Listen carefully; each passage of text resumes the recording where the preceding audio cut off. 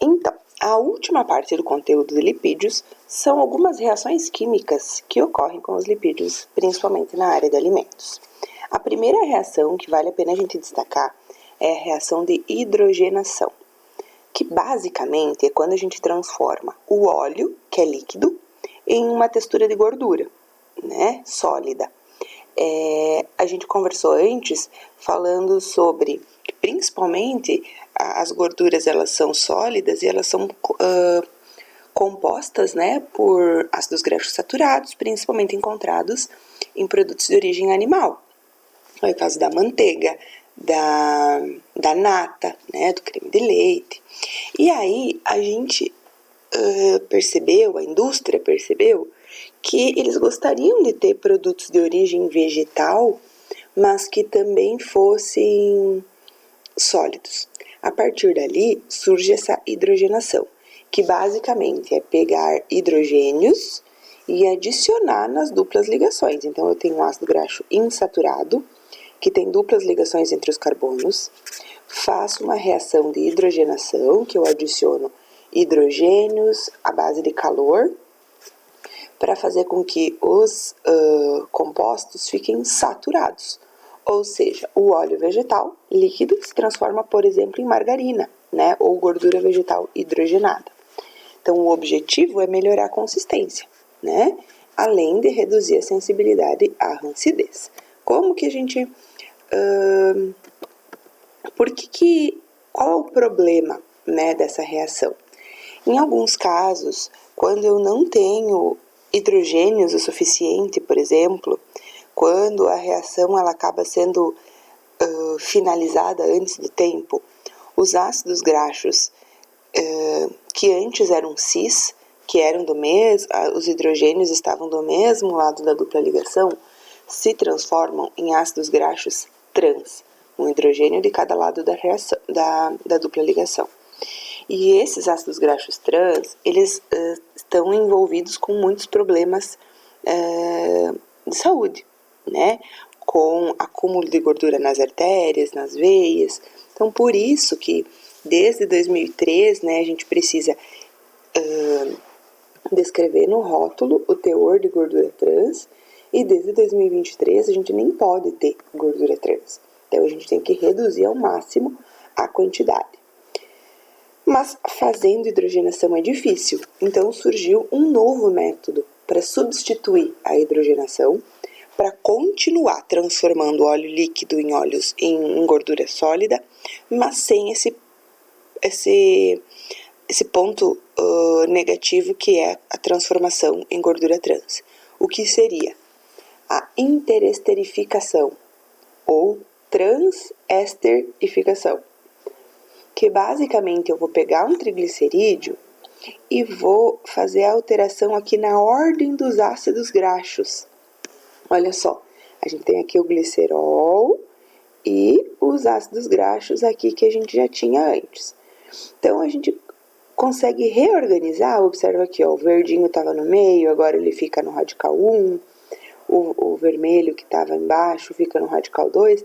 Essa reorganização, interesterificação, quer dizer que eu organizei dentro da própria molécula.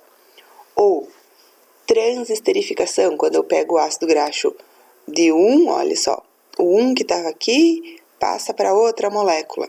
Altero entre duas moléculas, ele também vai ter essa capacidade de transformar o líquido em sólido, mas sem formar gordura trans, sem diminuir o valor nutritivo. Então, essa reação aqui, interesterificação, é uma boa substituição para hidrogenação.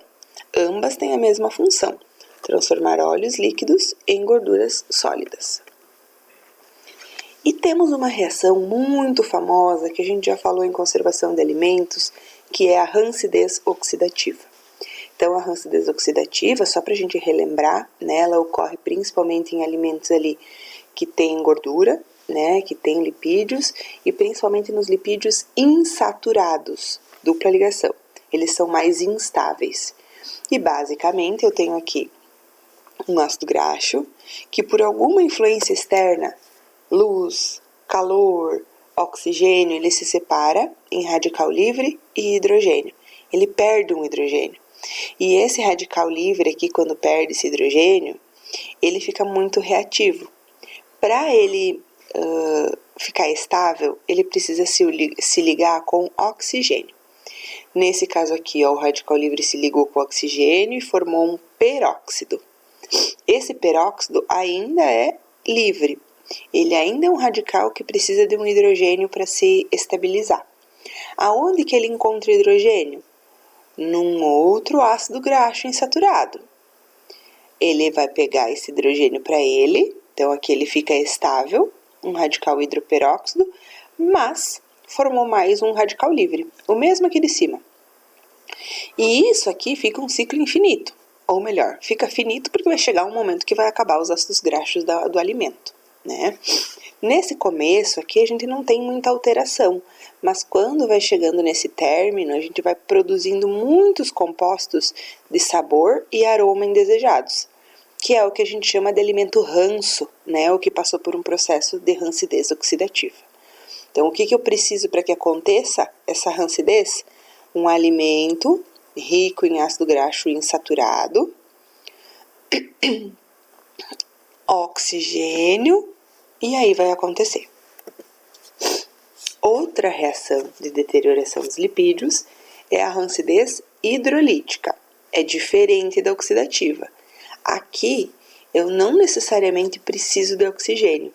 Aqui eu preciso ter a ação de enzimas, as lipases ou as fosfolipases, ou ainda calor e água, tá? A rancidez hidrolítica, basicamente, é a hidrólise, né? A quebra de uma molécula ali, da ligação éster desses lipídios. Então, vai liberar ácidos graxos com sabores e aromas estranhos, desagradáveis, e vai liberar glicerol. No aquecimento por água, onde que a gente pode ver isso? Quando eu tenho a fritura, né? A fritura tem calor no óleo e tem liberação de umidade do alimento que está sendo frito. Então, o óleo da fritura pode sofrer essa rancidez hidrolítica, tá? Por isso que chega um período que termina a vida útil. Então, a diferença entre a oxidativa e a hidrolítica é que na oxidativa eu preciso de oxigênio. Na hidrolítica é a presença de enzimas, lipases, né? Ou aquecimento com água. Basicamente é isso, então, o nosso conteúdo, né? A gente falou sobre toda a estrutura dos lipídios, falamos principalmente lá dos ácidos graxos, saturados e insaturados, falamos da importância deles nos alimentos, né? Para conferir o brilho, a cremosidade, a textura importante aí dos alimentos. Falamos dessas reações de rancidez, de hidrogenação, interesterificação, e tudo isso demonstra a importância, né, dos lipídios na área de tecnologia em alimentos. Então, esse é o conteúdo para a aula de hoje.